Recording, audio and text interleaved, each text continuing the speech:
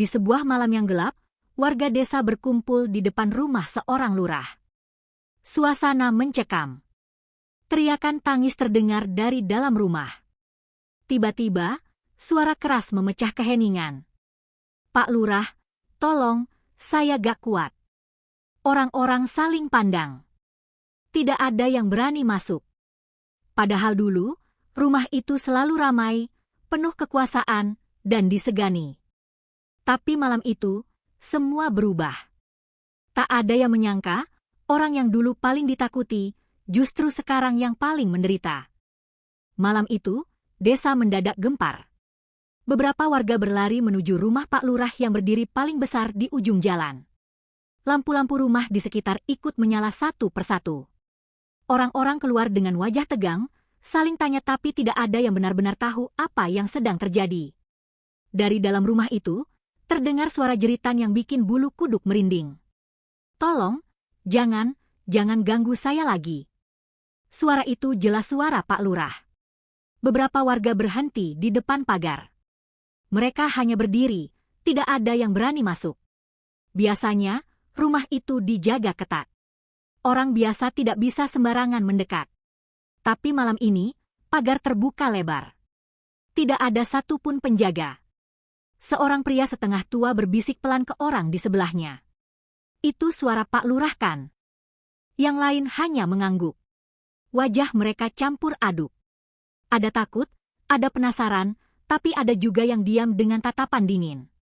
Dari dalam rumah, suara itu terdengar lagi. Kali ini lebih keras, seperti orang yang benar-benar ketakutan. "Saya kembalikan, semuanya saya kembalikan, jangan ganggu saya." Beberapa warga saling pandang. Kalimat itu terasa aneh. Kembalikan apa? Kenapa dia terdengar seperti orang yang sedang dikejar sesuatu yang tidak terlihat? Seorang ibu menutup mulutnya. Dia seperti menahan tangis, tapi bukan karena kasihan. Lebih seperti ingat sesuatu yang pernah terjadi. Tak lama, terdengar suara benda jatuh dari dalam rumah. Keras sekali. Disusul dengan suara Pak Lurah yang seperti merintih kesakitan. Tidak ada yang bergerak. Padahal kalau ini kejadian beberapa tahun lalu, warga pasti langsung membantu. Pak Lurah dulu dikenal tegas dan dihormati. Setiap ada masalah, dia yang paling depan. Setiap ada acara, dia selalu jadi pusat perhatian. Tapi malam ini berbeda. Orang-orang hanya berdiri di luar pagar, seperti menonton sesuatu yang tidak ingin mereka sentuh. Seorang pemuda akhirnya memberanikan diri mendekat sedikit ke pintu. Tapi langkahnya terhenti saat suara dari dalam kembali terdengar, lebih pelan tapi menyeramkan. "Jangan ambil saya sudah capek." Pemuda itu mundur lagi. Nafasnya terlihat berat. Di antara kerumunan, seorang kakek tua menatap rumah itu tanpa berkedip. Wajahnya datar. Tidak ada rasa panik seperti yang lain. Dia hanya berdiri diam, seolah sudah tahu sesuatu yang akan terjadi. Angin malam terasa lebih dingin dari biasanya. Suasana jadi makin mencekam. Tidak ada suara selain rintihan dari dalam rumah dan bisikan pelan warga. Beberapa orang mulai berani bicara pelan. Mungkin ini akibat perbuatannya. Sudah lama orang-orang bilang begitu. "Diam saja, jangan keras-keras." Tiba-tiba, suara Pak Lurah terdengar lagi. Kali ini seperti menangis. "Allah, ampuni saya." Suara itu membuat suasana makin berat. Tapi anehnya, tidak ada satupun yang masuk untuk menolong. Semua seperti menunggu. Menunggu sesuatu yang belum selesai. Dan malam itu, tidak ada yang benar-benar tahu apa yang sedang terjadi di dalam rumah Pak Lurah. Namun satu hal yang pasti, ini bukan awal dari sesuatu, melainkan seperti kelanjutan dari sesuatu yang sudah lama disimpan. Dan perlahan, satu persatu warga mulai mengingat bagaimana semua ini sebenarnya bermula. Beberapa tahun sebelum malam itu, Pak Lurah dikenal sebagai orang yang tegas dan terlihat peduli pada warga. Setiap ada pertemuan desa, dia selalu bicara lantang, seolah ingin menunjukkan kalau dirinya benar-benar memikirkan nasib masyarakat. Di awal menjabat, banyak warga yang menaruh harapan besar. Jalan desa mulai diperbaiki, kegiatan gotong royong sering dilakukan, dan suasana kampung terasa lebih hidup. Namun, semua itu tidak bertahan lama. Perlahan, sifat asli Pak Lurah mulai terlihat. Tapi bukan dengan cara terang-terangan. Semuanya dilakukan pelan-pelan, rapi, dan sulit dibuktikan. Suatu hari, bantuan dari pemerintah datang untuk warga kurang mampu. Beras, uang tunai, dan beberapa kebutuhan pokok lainnya. Warga yang berhak sudah didata. Saat pembagian, jumlah yang diterima warga tidak sesuai dengan yang dijanjikan. Seorang ibu memberanikan diri bertanya, "Pak, katanya dapat 2 karung beras, ini kok cuma 1." Pak Lurah hanya tersenyum tipis. "Sudah disesuaikan, Bu. Yang penting semua kebagian." Ibu itu tidak berani membantah lagi. Dia pulang dengan wajah bingung, tapi memilih diam. Kejadian seperti itu mulai sering terjadi. Dana pembangunan jalan dipotong. Bantuan sekolah dikurangi. Bahkan uang santunan untuk warga sakit pun ikut disunat. Tapi tidak ada yang berani bicara. Setiap ada yang mencoba protes, Pak Lurah punya cara sendiri untuk membungkam. Ada yang dipanggil ke kantor desa, lalu diancam. Ada yang dipermalukan di depan warga saat rapat. Bahkan ada yang tiba-tiba tidak lagi mendapat bantuan apapun setelah bersuara. Suasana desa mulai berubah. Bukan lagi karena gotong royong, tapi karena rasa takut. Warga mulai memilih diam daripada berurusan dengan Pak Lurah. Suatu siang, seorang janda tua datang ke kantor desa. Wajahnya terlihat lelah. Dia sudah beberapa kali mencoba menanyakan bantuan yang katanya menjadi haknya, tapi selalu ditunda. Hari itu, dia datang lagi. "Pak, saya cuma mau tanya, bantuan saya kapan cair?" Suaranya pelan. Pak Lurah yang sedang duduk santai langsung mengangkat wajahnya. Tatapannya dingin. "Kamu ini tiap hari nanya terus. Gak lihat orang lain juga butuh?" Janda itu menunduk. "Saya cuma butuh untuk makan, Pak." Pak Lurah berdiri, lalu mendekat dengan wajah kesal. "Kalau gak punya uang, jangan banyak tuntutan. Sudah dikasih kesempatan hidup saja syukur." Ucapan itu terdengar jelas oleh beberapa warga yang ada di sekitar. Tapi tidak ada yang berani membela. Janda itu hanya diam. Matanya berkaca-kaca, tapi dia tidak menangis. Dia lalu berbalik dan berjalan keluar dengan langkah pelan. Sejak saat itu, banyak warga mulai benar-benar sadar bahwa Pak Lurah bukan lagi orang yang dulu mereka percaya. Tapi tetap saja, tidak ada yang berani melawan. Karena semakin lama, kekuasaan Pak Lurah semakin kuat. Dia punya banyak kenalan, banyak pengaruh, dan selalu tahu bagaimana membuat orang lain merasa kecil di hadapannya. Sementara itu, di balik semua yang terlihat rapi, keserakahan itu terus tumbuh. Dan tanpa disadari, apa yang dia lakukan mulai meninggalkan jejak yang tidak bisa dihapus begitu saja. Seiring waktu, keadaan desa semakin terasa berat. Bantuan yang seharusnya meringankan hidup warga justru seperti hilang di tengah jalan. Orang-orang mulai merasakan dampaknya, tapi tetap saja tidak ada yang berani bicara terang-terangan. Di sebuah rumah kecil di pinggir desa, seorang ayah duduk termenung. Anaknya terbaring lemah sejak beberapa hari terakhir. Seharusnya mereka mendapat bantuan biaya berobat dari desa, tapi sampai saat itu tidak pernah cair. "Ibu sudah tanya ke kantor desa?" tanya ayah itu pelan. "Iya, tapi katanya belum ada dana," jawab istrinya lirih. Padahal mereka tahu, beberapa hari sebelumnya desa menerima bantuan kesehatan. Tapi entah kemana perginya. Anak itu hanya bisa menahan sakit.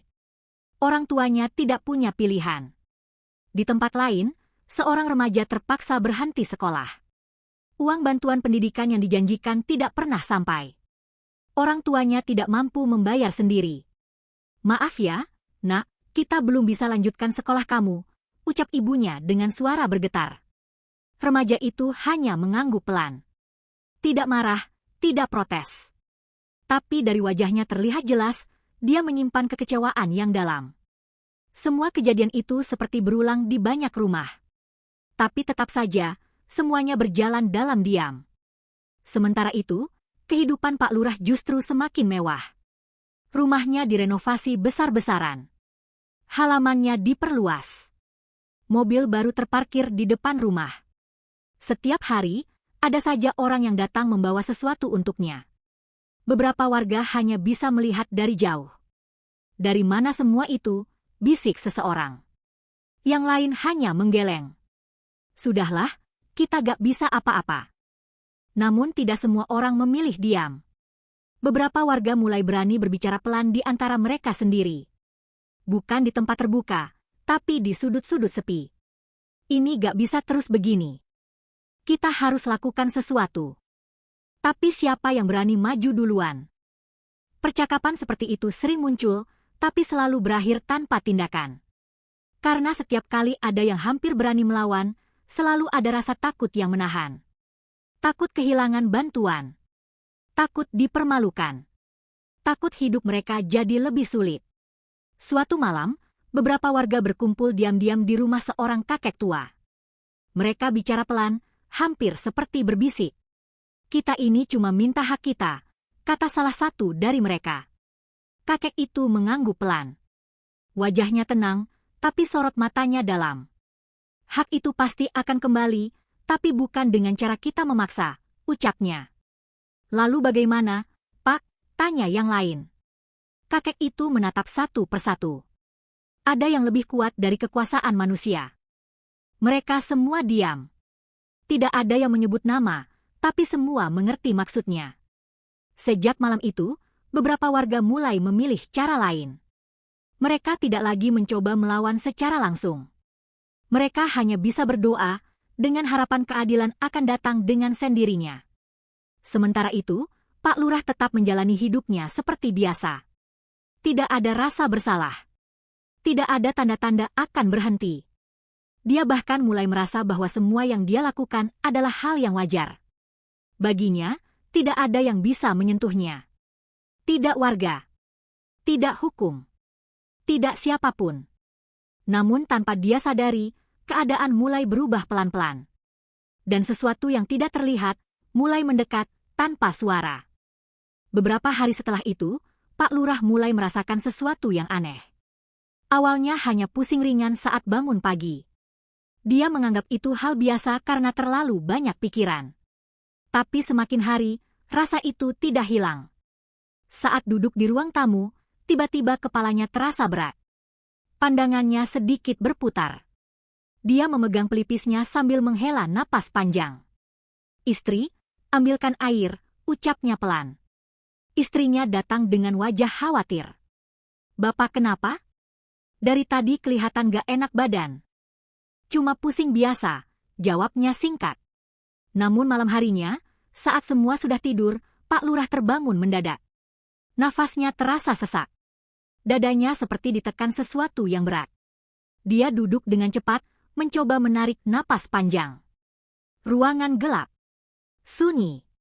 Tidak ada siapa-siapa. Tapi entah kenapa, dia merasa tidak sendirian. Dia menoleh ke kanan dan kiri. Tidak ada apa-apa. Tapi perasaan itu tidak hilang. Sejak malam itu, tidurnya mulai terganggu. Setiap kali memejamkan mata, dia seperti mendengar suara pelan. Awalnya tidak jelas. Tapi lama-lama terdengar seperti bisikan. Balikin hak kami. Pak Lurah langsung membuka mata. Nafasnya memburu. Dia bangkit dan menyalakan lampu. Siapa itu? Ucapnya dengan suara gemetar. Tidak ada jawaban. Dia mencoba menenangkan diri. Mungkin cuma mimpi. Namun kejadian itu terus berulang. Malam berikutnya, suara itu kembali datang. Kali ini lebih jelas. Jangan ambil yang bukan milikmu. Pak Lurah mulai gelisah. Dia tidak lagi bisa tidur nyenyak. Setiap malam, dia terbangun dengan wajah penuh keringat. Siang harinya, dia tetap mencoba terlihat normal. Duduk di kantor desa, menerima tamu, dan berbicara seperti biasa. Tapi orang-orang mulai melihat perubahan. Wajahnya terlihat lebih pucat. Matanya sering kosong seperti sedang memikirkan sesuatu. Dan dia jadi lebih mudah marah. Suatu hari, seorang perangkat desa datang membawa laporan.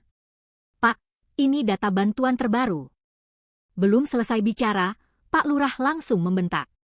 Taruh saja di situ. Jangan ganggu saya. Orang itu terkejut. Biasanya Pak Lurah memang tegas, tapi tidak seperti itu. Setelah orang itu pergi, Pak Lurah memegang kepalanya lagi. Pusing itu datang tiba-tiba, lebih kuat dari sebelumnya. Di dalam pikirannya, suara itu kembali muncul. Kembalikan. Dia menutup telinganya dengan kedua tangan. Diam, ucapnya pelan. Tapi suara itu tidak hilang. Di rumah, istrinya mulai merasa ada yang tidak beres. "Pak, kita ke dokter saja ya," katanya suatu malam. Pak Lurah mengangguk, walau sebenarnya dia sendiri tidak yakin apa yang sedang terjadi. Keesokan harinya, dia pergi ke dokter di kota. Pemeriksaan dilakukan. Darah, tekanan, semuanya dicek. Hasilnya, normal. "Bapak cuma kecapean. Istirahat saja yang cukup," kata dokter. Pak Lurah pulang dengan wajah bingung. Kalau semua normal, lalu kenapa dia merasa seperti ini? Malam itu, dia mencoba tidur lebih awal. Lampu dimatikan. Rumah kembali sunyi. Beberapa saat kemudian, matanya terpejam. Tapi belum lama, dia terbangun lagi. Kali ini bukan karena suara, melainkan karena dia merasa ada sesuatu yang berdiri di dekat tempat tidurnya. Pak Lurah membuka mata perlahan. Jantungnya berdetak cepat. Dia tidak berani menoleh. Namun suara itu kembali terdengar, sangat dekat. Masih belum cukup.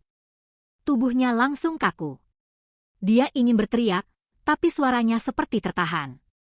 Dan sejak malam itu, rasa takut mulai menguasai dirinya, sedikit demi sedikit. Sejak malam itu, hidup Pak Lurah berubah drastis. Rasa takut yang dulu hanya muncul sesekali, kini datang setiap saat. Bahkan di siang hari, saat orang-orang berlalu lalang di kantor desa, dia tetap merasa seperti diawasi. Dia mulai jarang keluar rumah. Pekerjaan di kantor sering ditinggalkan. Kalaupun datang, tidak lama. Duduk sebentar, lalu pulang dengan alasan sakit. Warga mulai heran, tapi tidak ada yang berani bertanya langsung. Di dalam rumah, Pak Lurah lebih sering mengurung diri. Tirai ditutup rapat. Lampu sering dinyalakan meski siang hari. Istrinya mulai khawatir. "Pak, kenapa sekarang jadi begini?" tanyanya pelan suatu sore. Pak Lurah hanya diam. Wajahnya pucat. Matanya seperti kurang tidur berhari-hari. "Bapak dengar suara lagi," ucapnya lirih. Istrinya terdiam. "Suara apa?" Pak Lurah menatap kosong ke depan. "Orang-orang, mereka minta dikembalikan, mereka marah." Istrinya mencoba menenangkan. "Itu cuma pikiran Bapak saja, mungkin karena kecapean." Tapi Pak Lurah menggeleng pelan. "Bukan, ini nyata." Malam harinya, ketakutan itu kembali datang. Pak Lurah duduk di ruang tamu sendirian. Lampu menyala terang. Televisi hidup, tapi tidak benar-benar dia tonton. Tiba-tiba, suara pintu belakang terdengar seperti diketuk pelan. "Ok, tok, tok." Pak Lurah langsung menoleh. Nafasnya tertahan. Dia berdiri perlahan, berjalan mendekat dengan langkah ragu. Saat pintu dibuka, tidak ada siapa-siapa. Halaman belakang gelap. Hanya suara angin yang pelan. Dia menutup pintu kembali dengan cepat. Tangannya gemetar. Belum sempat duduk, suara itu muncul lagi. Kali ini dari dalam rumah. "Balikin." Pak Lurah menoleh ke segala arah. "Siapa? Siapa itu?" Suaranya bergetar. Tidak ada jawaban. Tapi suara itu terus berulang. "Balikin, balikin." Dia mulai panik. Keringat dingin mengalir di wajahnya. Dia berlari ke kamar, membangunkan istrinya. "Istri, bangun, dengar gak?" Istrinya terbangun dengan kaget. "Kenapa, Pak?" "Itu suara, mereka datang lagi."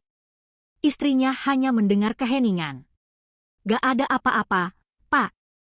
Tapi bagi Pak Lurah, suara itu semakin jelas. Malam itu, dia tidak tidur sama sekali.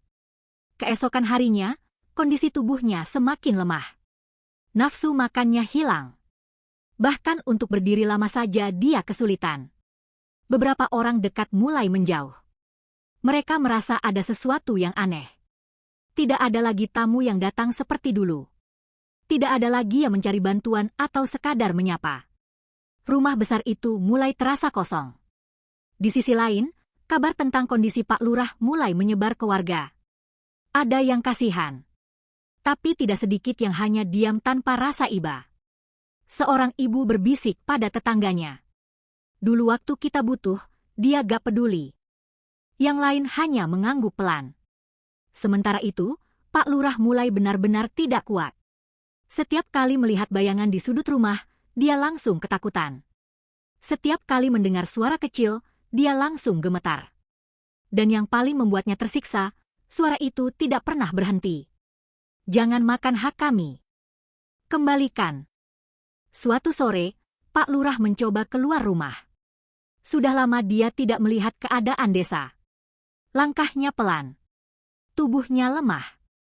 Saat melewati jalan, beberapa warga melihatnya. Tapi tidak ada yang menyapa. Mereka hanya memandang, lalu memalingkan wajah. Pak Lurah berhenti sejenak. Nafasnya terasa berat. Untuk pertama kalinya, dia merasakan sesuatu yang dulu tidak pernah dia pikirkan. Kesepian. Dan di saat itu juga, suara itu kembali terdengar, sangat jelas di telinganya. Kamu sendirian sekarang. Pak Lurah menutup telinganya dengan kedua tangan. Tapi kali ini, bukan hanya suara. Dia mulai merasa, semua yang dulu dia lakukan, seperti kembali menghampiri dirinya, satu persatu. Hari-hari berikutnya menjadi semakin berat bagi Pak Lurah. Tubuhnya makin lemah, wajahnya semakin pucat, dan langkahnya sudah tidak lagi tegap seperti dulu. Orang yang dulu ditakuti, kini terlihat seperti kehilangan segalanya. Suatu malam, dia kembali duduk sendiri di ruang tamu. Lampu menyala terang, tapi tetap terasa gelap di dalam hatinya. Nafasnya pendek-pendek. Tangannya gemetar. Tiba-tiba, suara itu datang lagi. Tapi kali ini tidak seperti biasanya. Lebih jelas. Lebih banyak. Pak, ingat saya. Saya yang dulu minta bantuan. Anak saya sakit karena gak dapat biaya. Pak Lurah menutup telinganya. Diam, diam. Namun suara itu justru semakin banyak. Wajah-wajah mulai muncul di pikirannya. Warga yang dulu pernah dia tolak. Janda tua yang dia usir. Anak-anak yang tidak bisa sekolah. Semuanya datang silih berganti. Kenapa hak kami diambil? Kami cuma minta yang seharusnya. Air mata mulai jatuh dari mata Pak Lurah. Saya salah, saya salah. Dia terjatuh dari kursi. Tubuhnya tidak kuat lagi menahan beban itu. Di dalam kepalanya, semua kejadian seperti diputar ulang. Tidak ada yang bisa dia hindari. Semua yang dulu dia anggap kecil, kini terasa sangat berat. Dia merangkak pelan menuju kamar. Nafasnya tersengal-sengal. Istri, tolong. Istrinya yang melihat langsung panik. Pak, Bapak kenapa? Pak Lurah memegang tangan istrinya dengan lemah. Ambil semua uang, kembalikan ke warga. Istrinya terdiam, kaget mendengar itu. Saya gak mau lagi, saya gak kuat, ucapnya sambil menangis. Malam itu, rumah Pak Lurah kembali dipenuhi suara tangis. Tapi kali ini bukan karena ketakutan saja, melainkan penyesalan yang dalam. Keesokan harinya, kabar tentang kondisi Pak Lurah menyebar ke seluruh desa. Warga kembali berkumpul di depan rumahnya, seperti malam pertama itu. Namun kali ini suasananya berbeda. Tidak ada teriakan keras. Tidak ada kepanikan. Yang ada hanya keheningan yang berat. Beberapa warga melihat Pak Lurah dibawa keluar dari rumah. Tubuhnya lemah, tidak berdaya. Wajahnya penuh air mata. Orang yang dulu berdiri paling tinggi, kini bahkan untuk berdiri saja sulit. Sebagian warga hanya melihat tanpa bicara. Sebagian lagi menunduk, seperti mengingat masa lalu. Beberapa hari kemudian, satu persatu bantuan yang dulu hilang mulai dikembalikan. Istrinya berusaha menunaikan apa yang diminta Pak Lurah. Namun keadaan Pak Lurah tidak juga membaik. Dia tetap dihantui rasa takut. Tetap mendengar suara-suara itu. dan setiap hari tubuhnya semakin lemah. Hingga akhirnya, dia hanya bisa terbaring di tempat tidur. Tidak ada lagi kekuasaan. Tidak ada lagi kemewahan. Yang tersisa hanya penyesalan. Dan di detik-detik itu, dia hanya bisa berucap pelan. Allah, ampuni saya. Cerita ini menjadi pelajaran bagi seluruh warga desa. Bahwa jabatan itu amanah. Bukan tempat untuk mengambil yang bukan haknya. Harta yang didapat dengan cara yang salah tidak akan pernah membawa ketenangan. Justru akan menjadi beban yang menghancurkan pelan-pelan. Tidak ada yang benar-benar luput dari pengawasan Allah. Dan tidak ada dua orang yang dizalimi yang akan sia-sia. Harta yang halal mungkin terasa sedikit, tapi membawa tenang. Harta yang haram mungkin terlihat banyak, tapi membawa gelisah. Jangan pernah merasa aman saat berbuat zalim, karena balasan bisa datang saat kita lengah. Lebih baik hidup sederhana tapi berkah, daripada hidup mewah tapi penuh masalah. Jangan mengambil yang bukan hak kita. Jangan menyakiti orang lain demi keuntungan sendiri. Dan jangan pernah meremehkan dua orang yang sedang dizalimi. Terima kasih sudah mendengarkan cerita ini sampai akhir. Kalau kamu suka cerita seperti ini, jangan lupa bantu dengan like, komentar, dan subscribe agar channel ini terus berkembang. Tulis di komentar cerita apa yang ingin kamu dengar selanjutnya.